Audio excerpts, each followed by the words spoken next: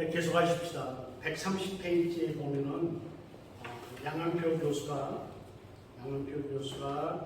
이야기한 교회 개척의 성품과 자세를 있습니다. 사실 저는 7가지 정도를 제시하고 있습니다. 이건 이제 충분히 제 경험에서 빗댄 그런 내용이고, 그래서 언젠가 세월이 허락해 주신다면 이 7가지 주제만 갖고 목회 책을 한번 써보고 싶은 그런 욕심도 있는데, 이건 제가 이 책 한 권 써보니까요, 책 쓰는 게 어떻게 하면서 할 수 있을지는 모르겠습니다. 아마 안 할 것 같아요. 제가 또 게으르거든요. 근데 저는 보니까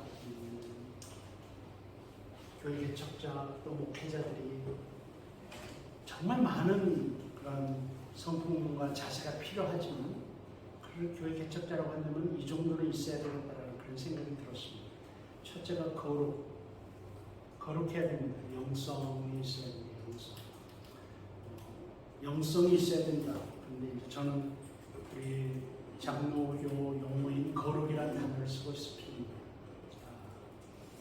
영성이라는 말도 괜찮습니다. 근데 거룩이라는 말을 쓰고 싶은데, 이런 이야기를 하고 싶어요. 개척교회 목사, 작은 교회 목사는요, 강단 목회를 할 수가 없습니다. 큰 교회 목사는 강단에 서기만 해도 됩니다. 성도들하고 긴밀한 컨택이 없어도 되거든요. 그죠? 근데 개척교회 목사는 강단 목회가 될 수 없습니다. 작은 교회 목사는 성도들하고 날마다 부딪혀야 됩니다. 날마다 서로 밥 먹고, 날마다 어울리고, 특별히 개척교회는 더 그렇습니다. 그러니까 성도들하고 허물이 없어지죠. 그래 자칫 잘못하면 개척교회 목회가 더 어려운 이유가 목사의 디그너티가, 목사의 위엄, 권위가 쉽게 무너지기 때문입니다. 개척교회가 강단 목회를 하면은 목사의 권위, 디그너티, 위엄이 쉽게 무너지지 않습니다. 근데 작은 교회 목회는 성도들하고 날마다 부딪히고, 같이 사우나하고, 같이 밥 먹고, 같이 운동하고, 성도들하고 같이 런닝셔츠만 입고 운동하고, 막 같이 일하고 교회 청소하고 이러다 보면요, 목사의 디그너티가 쉽게 무너집니다. 그래서 작은 교회가 훨씬 어려운 리더십입니다. 목사에게 있어서. 왜냐하면 그렇게 밀접하게 접촉하기 때문에 목사에 대해서 너무 많이 알아버리는 거예요. 결정까지도 다 알아버리는 거예요. 그러니까 목사의 권위가 무너지기 굉장히 쉽습니다. 여러분 가만히 생각해 보십시오. 작은 교회가 왜 어려운지, 왜 분란이 많은지, 왜 목사의 리더십이 잘 안 통하는지, 목사가 못나서가 아니라 목사의 위험이 떨어져 있기 때문입니다. 근데 그렇다고 그걸 피할 수는 없습니다. 그걸 피할 수 있는 방법이 목사의 경건이고 영성입니다.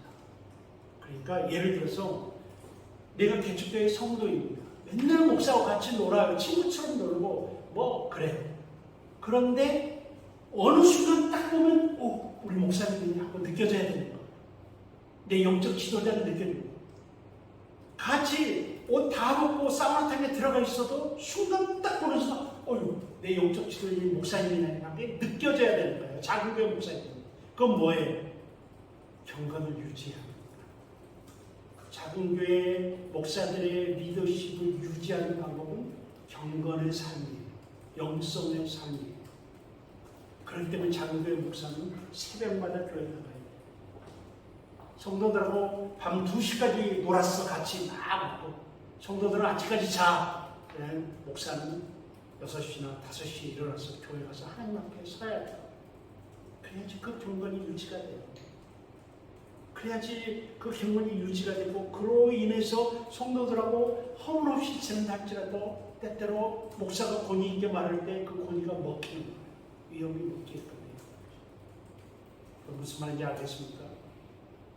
그래서 제가 겪어보니까 개척교회 목사는, 작은 교회 목사는 경건의 파워가 중요해요. 큰 교회 목사보다 훨씬 더 어려워요. 작은 교회가. 두 번째가요, 열심히 해요, 열심히. 정말 목숨 걸고 열심히 되지 않으면 할 수가 없습니다. 할 수가 없습니다. 그냥 목회가 되는 게 아닙니다. 열심히 해요. 여러분, 또 제 이야기를 하나만 하면요. 저는 컨셉을 바꿨습니다. 보통 성경 공부할 때 집으로 교회로 오라고 하잖아요. 근데 저는 컨셉을 바꿔서 가는 서비스 아십니까, 여러분? 성경 공부 해주러 가는 서비스. 저는 그 방법을 썼습니다. 부부도 괜찮다. 모임만 결성해라. 내가 가겠다. 그래서 교회 개척하는 거 초창기 때요. 성도들이 늘어나고 막 이런 과정 속에서요. 일주일 내내는 막 시간을 쪼개면서 성경 공부하러 다녔습니다. 제가 이렇게 한국 사람이 있다는 소문만 들으면 찾아갔습니다. 어찌되었든 찾아갔습니다. 한국 사람이 있다는 소문. 그래서 보통 미국에서 있잖아요. 한 사람이 그 마일리지라고 그러죠. 그걸 한국말로 뭐라고 그러죠. 키로수, 자동차 키로수. 주행거리. 보통 3만 마일 정도 돼요. 내가 생각하기에. 근데 와이프하고 나하고 있잖아요. 6, 7만 마일씩 뛰었어요. 그렇게 뛰었어요. 그러니까 그래서 그런 조그만 젊이라도 맛본 거예요. 제가. 저는 그렇다고 생각해요. 열심히 없으면 안 됩니다. 열심히 없으면. 그래서 개척교회 목사는 열심히 있어야 된다. 세 번째는 영적 감각. 영적 감각은 뭔가 딱 보면 알아야 됩니다. 안다는 거. 딱 보면 알아야 된다. 제사장 엘리는 타성에 젖어서 영적 감각을 잃어버린 대표적인 사람입니다. 그래서 엘리는 뭐예요? 한나의 모습을 보고 술에 취했다고 그런 진단을 내렸어요. 최악의 진단이죠. 목회자로서 최악의 진단이에요. 그 진단. 근데 얼마나 많은 사람들이 접근해 오는지 아십니까? 이 교회 개척자에게 보면 알아야 돼요. 이 사람이 어떤 사람인지 보면 알아야 됩니다. 정말 한나에게 엘리는 포도주를 끊으라는 처방, 어이없는 처방을 내렸어요. Listen to me, everybody. 우리가 할 수 있는 실수예요. 우리가 성도를 보고 내릴 수 있는 실수예요. 말도 안 되는 처방을 성도에게 내릴 수 있어요. 엘리가 한나에게 포도주를 끊으라는 진단을 내렸던 것처럼 말이죠. 그래서 우리가 그런 것들을 좀 생각하고, 특별히 개척교회 작은 교회는요, 목사가 자원이 부족하기 때문에 자원을 빙자해서 접근하는 사람들이 많아요. 저 사람이 오면 헌금할 것 같다. 굉장히 유혹이에요. 저 사람이 오면 일꾼이 될 것 같다. 저 사람이 오면 든든할 것 같다. 이런 유혹이 있어요. 근데 그 유혹을 건드리면서 접근하는 사람들이 많아요. 그래서 개척교회 목사가 사기를 많이 당해요. 사실 사기를 많이 당해요. 여러분, 영적 감각이 있어서 사람을 보면 알아야 됩니다. 이게 좀 필요하고, 이건 하나님하고 가까이 해야만 되는 문제예요. 욕심을 버려야 되는 문제예요. 여러분, 영적 감각은 욕심 있으면 절대로 그 감각 살아갈 수 없습니다. 욕심이 있습니다. 네 번째는 현실감과 자신에 대한 현실감, 시대에 대한 현실감, 교회가 지역사회 속에서 처할 포지션에 대한 현실감, 이런 것들, 그런 현장을 모르고, 여러분, 자기 능력을 좀 볼 줄 알아요. 하나님께서 내게 어떤 달란트를 주셨고, 어떤 은사를 주셨고, 정직하게, 나는 얼마나 준비되어 있고, 정직하게, 내 그릇은 어느 정도 되고, 이걸 좀, 그리고 그걸 받아들일 수 있어야 돼요. 여러분, 내 재질을 먼저 받아들여야 돼요. 내가 설교 시간에 종종 하는 얘기인데, 자기 자질이 나무인지 금인지 은인지, 여러분, 이건 바뀌지 않아요. 그걸 좀 알아야 돼요. 내가 나무로 된 그릇인데 저기 금으로 된 그릇이 있어요. 그걸 자기로 착각하면 안 되는 거. 근데 우리가 냉정하게 분석하면, 냉정의 현실 감각을 갖고 있으면 그걸 알아요, 대체로 다. 근데 놀라운 게 있어요, 여러분들. 하나님께서 우리에게 각기 독특한 재질로 우리를 만들었어요. 그래서 그 재질이 바뀌지는 않는 것 같아요. 그런데 크기가 바뀌더라고요. 크기가 바뀌어요. 나무 그릇이어도 크기가 바뀌어. 점점 커져. 하나님의 용도가 커지단 말이에요. 여러분, 그릇은 용도가 커져야지 재질이 좋으면 그릇으로서는 쓰이지 않습니다. 금 그릇을 갖고 밥 먹는 사람이 누구 있습니까? 금 그릇은 전부 다 금고 안에 들어가 있습니다. 나무 그릇이 왜 좋습니까? 용도가. 하나님께서 뭘 보시겠습니까? 용도를 보시잖아요. 그러니까 일단은 나에 대한 현실 감각을 좀 가지고 있어야 되고, 내 목회자의 현실 감각을 좀 갖고 있어야 돼요. 어떤 사람들은 자기 성도들에 대해 만족이 없어. 그리고는 친구 교회에 있는 수준 높은 성도들 욕심내고 있어. 자기 목회 현장은 전부 다 블루칼라 현장인데, 노동자들 현장인데, 사실은 자기 양떼들을 무시하고 있고, 자기 친구들 도시에서 목회하는 아주 혁번쩍한 그런 성도들을 왜 우리가 하나님 나에게는 그런 사람 안 주십니까? 그러고 있어. 그리고 자기 성도들은 좀 비하하고 룩다운하고. 정말 그런 현상들 보면요, 조금 화가 나요. 화가 나. 자기 걸 분석하고 자기 목회에 주어진 환경들을, 자원들을 생각하고 이것들을 소중하게 여기고 귀히 여기고, 하여튼 그런 성도들하고 딱 맞는 사람이기 때문에 하나님이 글로 보내신 거지. 글로 보내신 거지. 때때로 사모님들이 착각을 많이 해요. 우리 남편은 이런 데서 목회할 사람이 아닌데, 어쩌다 보니까 이런 데 와서 저런 수준의 성도들과 고생하는 우리 남편이 불쌍해요. 뭐 이런 사모님들이 굉장히 많아요. 근데 제가 보면 딱 맞는 수준입니다. 죄송합니다. 딱 맞는 수준입니다. 여러분, 제가 웃으면서 이야기했지만 우리들 모두가 다 범할 수 있는 실수들이에요. 그래서 제가 보기에 자기 현장에 만족하지 못하는 사람이 목표가 잘 되지 않더라고요. 거기서 잘하고 있으면 하나님 그릇을 펴줘요. 크게 해주시니까. 그렇게 자기 관리, 소통 능력, 그것도 이야기하고 싶은데, 정말 끊임없이 이야기를 해야 돼요. 비전에 대해서 이야기하고, 끊임없이 교회가 나아갈 방향에 대해서 이야기해야 돼요. 목사는 항상 생각하고 있어요. 그것에 대해서.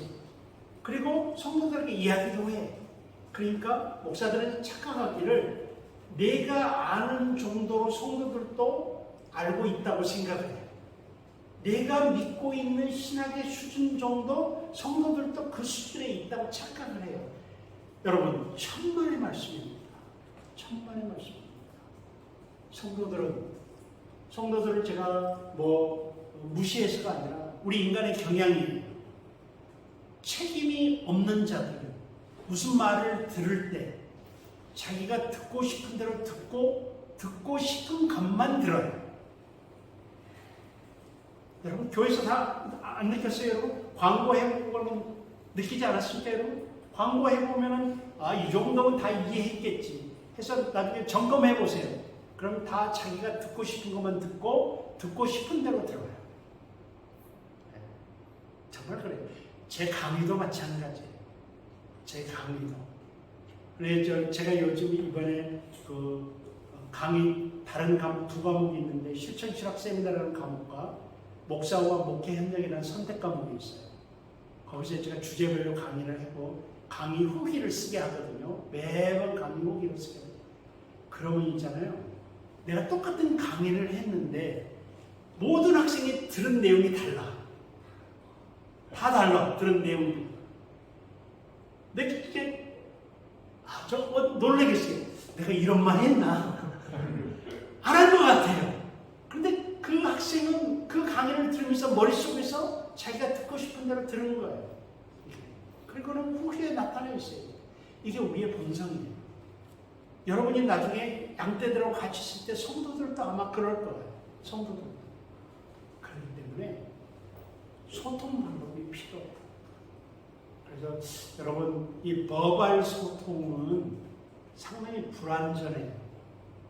내가 생각하기에. 역시 나도 실수하게 되고 말하는 나도 실수하게 되고 상대방도 아까 말했던 자기가 듣고 싶은 대로만 들어요. 그래서 저는 이 사실 알고 더 written communication을 했어요. 문자 커뮤니케이션. 그래서 저는 사실은 제 목회 시대 때 이메일 목회를 했습니다. 끊임없는 이메일을 발송하고 장로는 장로들에게, 집사는 집사들에게, 또는 전도인들에게 끊임없는 이메일을 보냈습니다. 저는 그래서 이메일 목회자였습니다. 지금은 이제 이메일보다는 문자를 많이 쓰지 않아요. 근데 이메일이 좋습니다, 사실은. 디테일하게 쓸 수 있고. 그래서 저는 적어도 제가 목회할 때 내 성도들이 일반 평신도들은 일주일에 한 번 정도는 내 이메일을 받는 것을, 그리고 교회 중직자들은 두세 번씩, 장로들은 이틀에 한 번씩 내 이메일을 받는 것을 그렇게 만들었습니다. 그래서 제일 처음에 이민자들이 무슨 컴퓨터가 있습니까? 뭐가 있습니까? 그 다음에 옛날 세대들이. 근데 나중에는요, 목사의 이메일을 받겠다고 할머니, 할아버지들이 전부 다 컴퓨터를 샀습니다. 물론 타이핑은 못합니다, 그분들은. 그냥 읽기만 합니다. 그래도 목사로부터 받는 교회 소식은 저는 이메일 안에다 별걸 다 썼습니다. 내 기분 나쁜 것까지 다 쓰고, 내가 이래서 지금 마음이 곤비하다. 여러분, 이 이메일 목표 커뮤니케이션이 얼마나 저에게는 도움이 됐던지 모릅니다. 그래서 성도들이 교회에 있어서 소식에 소외되는 사람이 없습니다. 그런 게 있었어? 이렇게 묻는 성도가 없습니다. 왜냐하면 내가 다 말하니까. 다 말해요. 당의 어젠다가 있지 않습니까? 그럼 당의 석이라는 이야기에서 당의 어젠다가 있으면 이 어젠다에 대한 구체적인 설명을 장로들에게 다 미리 보냅니다. 이 어젠다의 내용이 뭐고, 배경이 뭐고, 어떤 장로님이 하셨고, 이 어젠다가 이렇게 됐을 경우는 어떻고, 이렇게 됐을 경우, 끝에다, 근데 저는 이렇게 했으면 좋겠다고, 내 의견까지 다. 미리 당했잖아요. 그럼 있잖아요. 당의 시간에 싸울 일이 없습니다. 이미 다 알고 오는데, 그리고 내 의도를 다 알고 있었죠. 평화로운 교회는 목사 의도대로 되는 경우가 많습니다. 그럼 있잖아요. 당회가 1시간이 넘어가지 않습니다. 커뮤니케이션만 잘하면. 이게 아무튼 여러분들이 이런 것들을 좀 생각하시면서 특별히 개척교회 목사는 끊임없이 커뮤니케이션을 시도해야 됩니다. 끊임없이. 그리고 개척교회는 어중이 떠중이들 다 몰려오거든요, 사실. 그렇기 때문에 그들을 통일시키는 게 필요해요. 그것은 약간 주입식 그 교회로, 여러분이 우리 교회 갈 길, 이런 것들을 끊임없이 커뮤니케이션 해야 됩니다. 그래서 어중이 쩔기가 다 모이고, 어중이 떠중이란 말은 뭐예요? 각자 교회로만 목회론을 갖고 있는 사람들이 온다는 거예요. 그럼 이 사람들 생각, 이 교회는 이렇고, 목사님이 이런 분이구나 하고 인식할 수 있을 정도. 그렇지 않냐면요, 이 교회가 그냥 이 교회에서 온 사람, 저 교회에서 온 사람, 각자 이거 하자, 저거 하자, 막 중구난방이 돼버립니다. 그래가지고 목사가 말 안 들어주면 삐지고, 돌아서고, 떠나고. 여러분, 개척교회에서 한 사람이 왔다가 떠나면 얼마나 큰 데미지가 있는 줄 아십니까?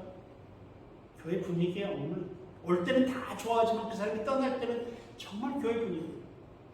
그러니까 떠날 사람은 안 오는 게 좋습니다. 개척교회에서. 이 정도입니다. 그리고 나갈 때는 지 혼자 나가나요? 들어올 때는 혼자 왔다가 나갈 때는 데리고 나가죠. 이게 그런 것들을 생각하시면서 끊임없는 커뮤니케이션이 필요하다. 소통 능력이 필요하다. 실행 능력 필요하다. 이게 이제 많은 이야기를 안 한 게 아니라 많은 이야기를 했죠, 지금. 자세하게 안 했습니다. 길게 이야기를 않고 제가 가지고 있었던 생각 7가지 이런 것들을 개척교회에서 습득하고 목회 현장에서 친히 체험하고 또 이론적인 책들에서 좀 배운 그런 내용을 7가지를 소개드리겠습니다. 이게 이제 개척교회, 개척 목회자의 성품과 자세. 근데 모든 목회자들의 필요한 요소들입니다. 그리고 이 모든 것들을 다 통틀어서 이제 7개의 요약을 했는데, 첫째가 경건의 능력. 제가 이미 설명했습니다. 경건의 능력을 설명했습니다. 두 번째 리더십의 능력. 이것도 다 설명을 했습니다. 리더십의 능력 설명을 했고요. 또 자기 관리의 능력. 이건 설명을 안 했는데, 자기 관리에는 5 영역이 있다고 저는 생각합니다. 여러분 목사가 되신 뒤에 실패한 사람들을 다 보게 되면 대체로 자기 관리 영역에서 펑크가 나는 목사들을 보게 됩니다. 근데 자기 관리, 여러분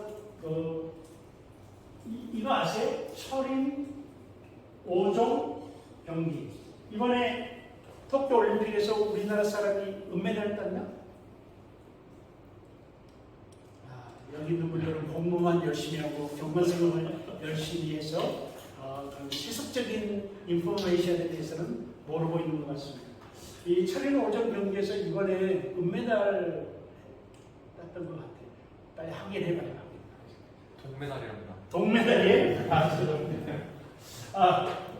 이게 이거예요. 그 사람 이름이 뭐죠? 전웅태. 전웅래.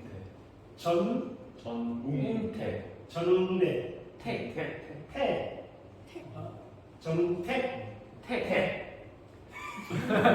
지워. 버벌스터기 할게.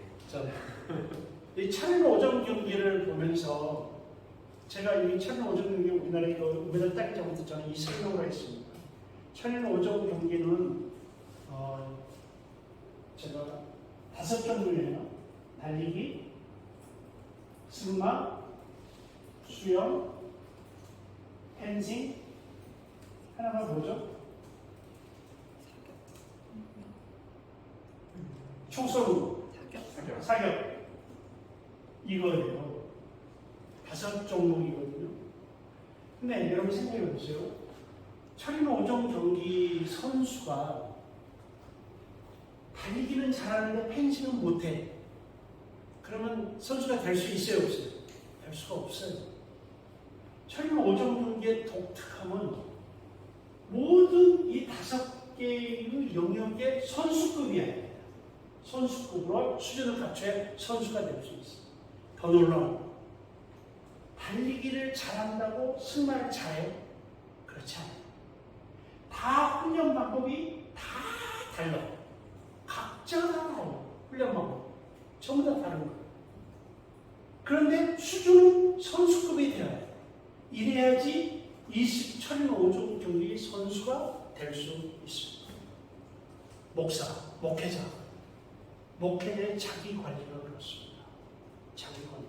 자기 관리의 영역이 몇 가지가, 5가지가 있는데요. 경건의 영역, 목회의 영역, 교회입니다. 이건 교회의 영역, 목회의 영역. 그 다음에 학문의 영역, 그 다음에 쉼. 이건 셀프의 자기 자신을 위해서. 경건, 목회, 학문, 쉼, 가정. 이 5개의 자기 관리 영역에 있어서 성공해야 돼요. 근데 자기가 목회 잘한다고 가정이 성공합니까? 잘 됩니까? 아니죠. 다 각자 달라요. 다른 영역이에요. 그러나 다 선수급이어야 돼요. 선수급이에요. 어떤 분들은 여기까지는 다 좋아. 대체로 보면 우리 선배들 보면 가정이 엉망인데 목회는 성공해. 그런 경우가 꽤 많아요. 우리 선배들 중에. 그런데 있잖아요. 결국 그분이 죽어서 문제가 돼요. 돌아가신 다음에 문제가 돼요. 결국. 그러니까 이런 5 영역에 있어서 선수급이 돼야 되고, 그러나 이 5 영역은 다 독립된 영역이에요. 어느 한쪽으로 기울어지면 이게 이제 목회자의 자기 관리 영역이라고. 여기에 있어서 탁월해야 된다. 교회 개척자는 잘 쉬어야 된다. 교회 개척자일수록 쉬어야 된다. 쉼을 정기적인 스케줄 안에 넣어야 됩니다. 참 어려워요. 쉼을 스케줄 앞에 넣는다는 거. 공부 계속 하셔야 됩니다. 오케이. 이런 것들이에요. 그 다음에 분별하는 능력. 아까 얘기했습니다. 영적 감각과 현실 감각이 있어요. 사람을 분별하고 시대를 분별하고 현장을 분별하고. 여러분 여기 또 잔소리 하나만 하겠습니다. 예방 목회가 있습니다. 예방 목회. 예방 목회 대 사후 약방 문 목회가 있습니다. 다 제가 만든 말입니다. 어떤 사람은, 어떤 목회자는 교회가 문제가 생겨나지 않도록 예방을 하는 목회를 합니다. 어떤 목회자는 교회가 사건이 터진 뒤에 맨날 해결하고 쫓아다니는 목회를 합니다. 여러분 혹시 여러분 교회 담임 목사님은 예방 목회를 하고 있습니까? 사후 약방문 목회를 하고 있습니까? 어느 게 더 경제적일까요? 당연히 예방 목회입니다. 어느 교회가 평화로울까요? 예방 목회 쪽이 평화롭습니다. 사후 약방문 목회는 이미 사건이 터진 다음에 항상 쫓아다니기 때문에 해결하기 위한 액션이 또 다른 문제를 만들어냅니다. 그래서 계속 어렵게 됩니다. 근데 예방 목회를 하기 위해서 어떻게 해야 됩니까? 여기 있는 분별하는 능력, 디서먼트가 있어야 됩니다. 딱 보면 알아야 됩니다. 여러분, 목사가 떠러 걸어갑니다. 근데 저쪽 구퉁이에서 집사들 몇 명이서 쑥덕이고 있습니다. 예를 들어서. 그러면은 힐끗 쳐다보고 보지도 않습니다. 그냥 갑니다. 그러면서도 알아야 됩니다. 저 사람들이 무슨 얘기를 하는지. 그리고 알 수 있습니다. 여러분들이. 그래야 예방 목회가 됩니다.